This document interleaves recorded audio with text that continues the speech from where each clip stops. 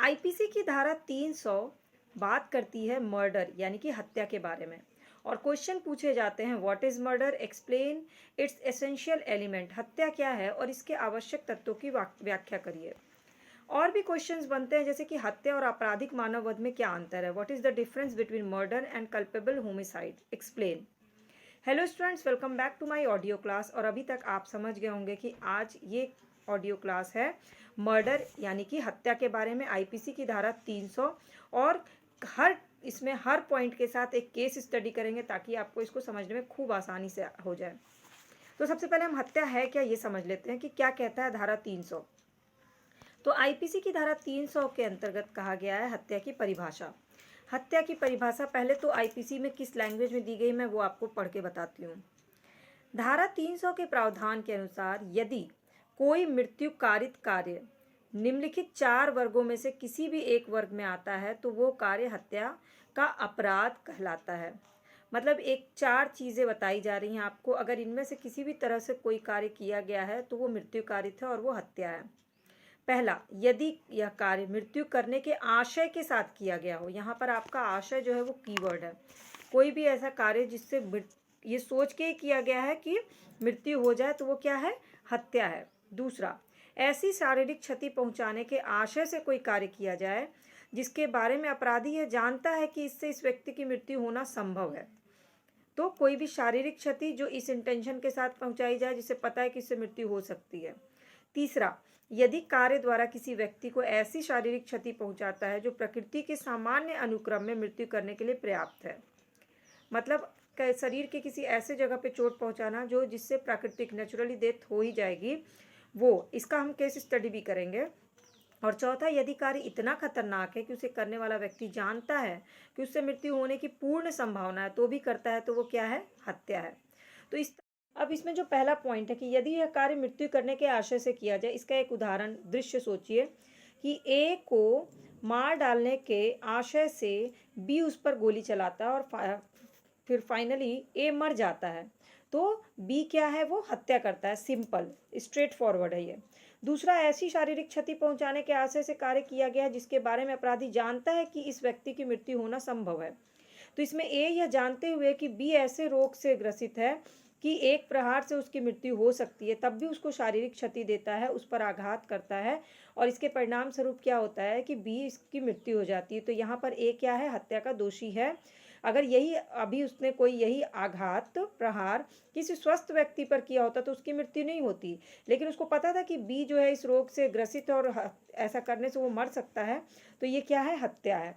तीसरा पॉइंट, यदि कार्य द्वारा किसी व्यक्ति को ऐसी शारीरिक क्षति पहुंचाता है जो प्रकृति में सामान्य अनुक्रम में मृत्यु करने के लिए पर्याप्त है। इसमें ए को तलवार या लाठी से ऐसा घाव बी करता है जो प्रकृति के मामूली अनुक्रम में किसी मनुष्य की मृत्यु कर सकता है। अब वो लाठी से क्या करता है, बी के पेट में आंत में जाकर के उस लाठी को घोंप देता है, इससे बी की मृत्यु हो जाती है। तो यहाँ पर ये बात प्रूफ होती है, दृश्य सोचकर आप समझ सकते हैं। चौथा, यदि कार्य इतना खतरनाक है कि उसे करने वाला व्यक्ति जानता है कि इससे मृत्यु होना पूर्ण संभावना है। जैसे ए किसी प्रति हेतु के बिना व्यक्तियों के एक समूह पर भरी हुई तोप चलाता है और उनमें से एक का वध हो जाता कर देता है तो ए हत्या का दोषी है। यद्यपि किसी विशिष्ट व्यक्ति की मृत्यु कारित करने के लिए उसकी कोई परिकल्पना नहीं थी, लेकिन उसने भीड़ के साथ किसी पर तोप चलाया और उसमें किसी की मृत्यु हो गई तो वो हत्या का दोषी है। अब हमें जानना है कि हत्या के आवश्यक तत्व कौन कौन से होते हैं। तो पहला आवश्यक तत्व भारतीय दंड संहिता की धारा 300 के अनुसार है मृत्यु कारित करने के आशय से कार्य किया जाना। इसको आप अच्छे से नोट डाउन कर लीजिएगा कि मृत्यु कारित करने के आशय से कार्य किया जाना। पहले जो लिखा हुआ है धारा में वो पढ़ लेते हैं, फिर मैं इसको एक्सप्लेन करूंगी केस से। हत्या का प्रथम आवश्यक तत्व है आशय, यानी वह कार्य जिससे मृत्यु कारित की गई हो, मृत्यु करने के आशय से किया गया हो। शब्द कार्य में कार्य लोप भी सम्मिलित है और मृत्यु कारित करने का आशय सिद्ध कर दिए जाने के साथ ही किया गया कृत्य हत्या का अपराध माना जाएगा। अब ये इतनी शुद्ध लैंग्वेज है कि आपको समझ में नहीं आएगा, तो एक केस देख लेते हैं। केस है ये, तो केस है जलाल साहब शेख बनान स्टेट ऑफ गोवा। मैं अपनी भाषा में आपको समझाती हूँ कि यहाँ पर क्या है, एक पति पत्नी और बच्चा जो है वो एक मकान में किराए पे रहते हैं। किराए मकान जिनका है उनका नाम है गणेश कर्मा। और जो किराएदार है, जो पति पत्नी, उसमें जो पति है ना, वो हमेशा से शराब पीता है और पत्नी को मारता पीटता है, गाली गलौज करता है। तो मकान मालिक जो गणेश कर्मा है वो इसे हिदायत देते हैं कि वो शराब ना पिए।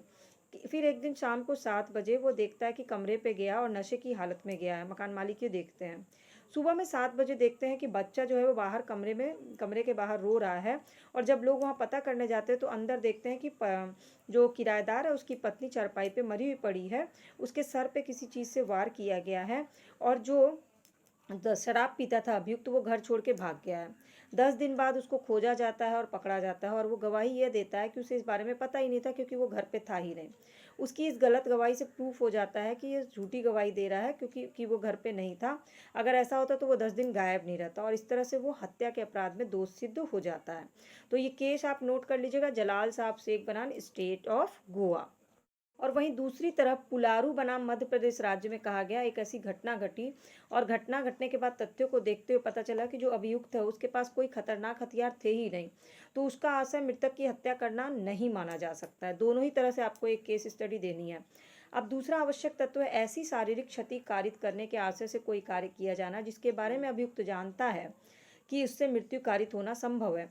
यदि अभियुक्त इस आशय से किसी व्यक्ति को शारीरिक क्षति कर रहा है और मृत्यु हो जाती है तो हत्या मानी जाएगी। जैसे कि विष देकर किसी को मृत्यु करना, माँ द्वारा बच्चे के शरीर में गर्म सलाखों से दाग दे कर करके मृत्यु देना, डकैतों द्वारा पीछा करने पर ग्रामीणों को गोली मार करके मृत्यु देना, धतूरा खिला करके किसी को लूटना और उसमें से 2 लोगों की मृत्यु हो जाना, ये सब हत्या के अपराध में ही आते हैं, हत्या के कोटि में ही आते हैं।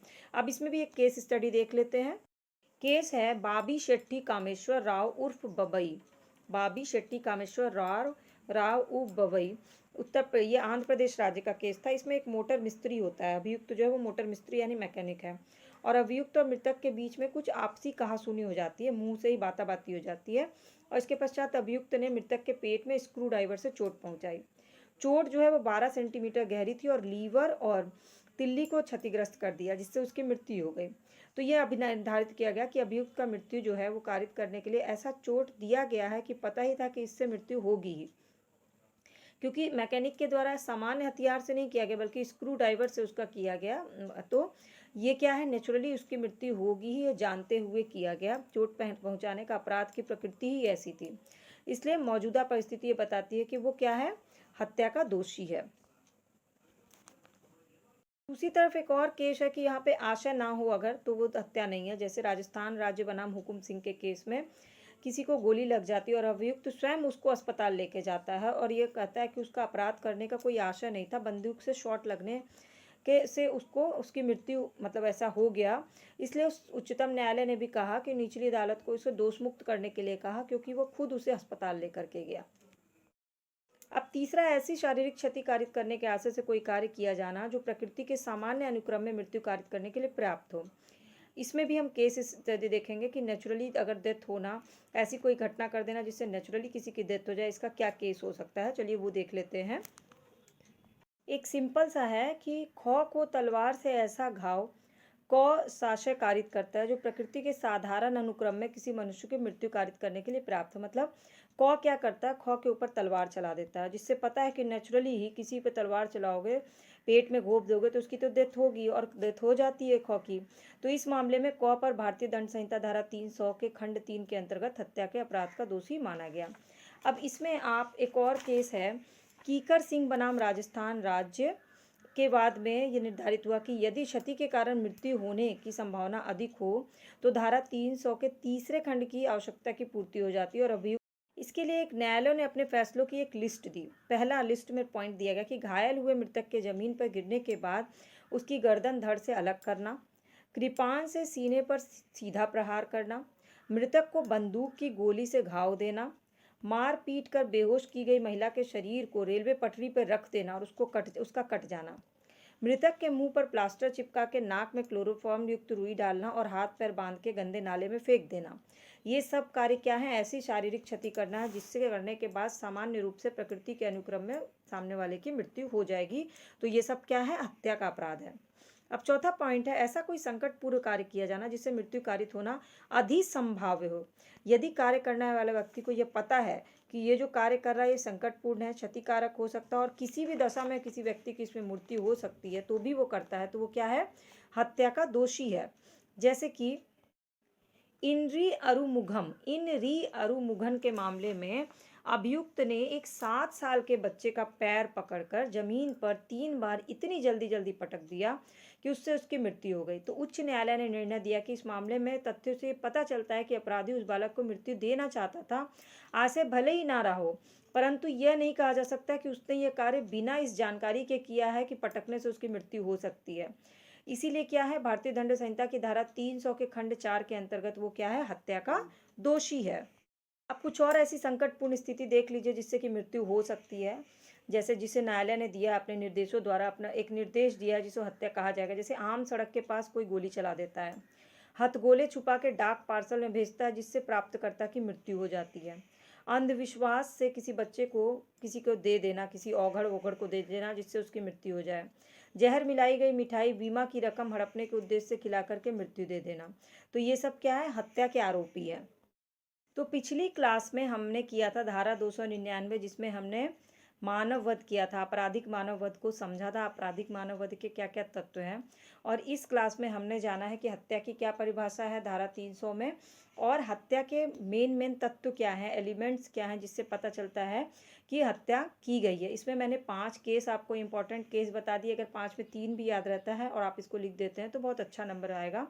अब अगला जो क्वेश्चन बनेगा वो नेक्स्ट क्लास में होगा कि मानव वध और हत्या में अंतर क्या है, और क्या सभी मानव वध हत्या होते हैं या सभी हत्या मानव वध है, और धारा 299 और धारा 300 के बीच में क्या अंतर है, कब कोई हत्या मानव वध बन जाती है, कब कोई मानव वध जो है वो हत्या बन जाता है। इस पर हम अगली क्लास में डिस्कस करेंगे। फिलहाल आपको इस पूरे आंसर का एक स्ट्रक्चर बनाना है। जो भी केसेस मैंने बताया उसको एक अलग कलर से नोट डाउन कर लीजिएगा ताकि एग्जाम में सिर्फ केसेस के नाम आप रिवीजन कर लीजिए, और हर केस का एक कीवर्ड बना लीजिएगा। पूरा पूरा केस लिखने की जरूरत नहीं है अपने नोट्स में, सिर्फ उस केस का कीवर्ड लिख लीजिए ताकि आपको एग्जाम टाइम में वो याद आ जाए। नोट्स जितना शॉर्ट होता है ना उसको रिवीजन करना उतना ही आसान होता है, इसलिए मैं हमेशा कहती हूँ कि हमेशा स्ट्रक्चर बनाइए किसी भी टॉपिक का, तो आपको एग्जाम में रिवीजन करना आसान होगा। और अगर आपको अभी कोई डाउट हो गया हो तो नीचे कमेंट करके ज़रूर पूछिएगा, और साथ ही साथ एक बार अपनी बुक से अब जा कर के हत्या को रिवीजन करिएगा, मर्डर को, तो आपका ये जो पूरा कंसेप्ट है ना वो क्लियर हो जाएगा। क्वेश्चन वही है, define murder, what is murder and explain the essential element of murder.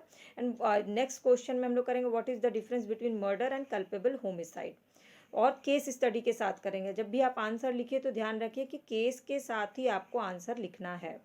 ठीक है, तो चलिए फिर अगली क्लास में फिर मिलेंगे। तब तक के लिए आप बाकी की क्लासेस चैनल के प्लेलिस्ट पे दिखेगा, और सब्सक्राइब बटन को क्लिक करके बेल आइकन को प्रेस कर लीजिएगा।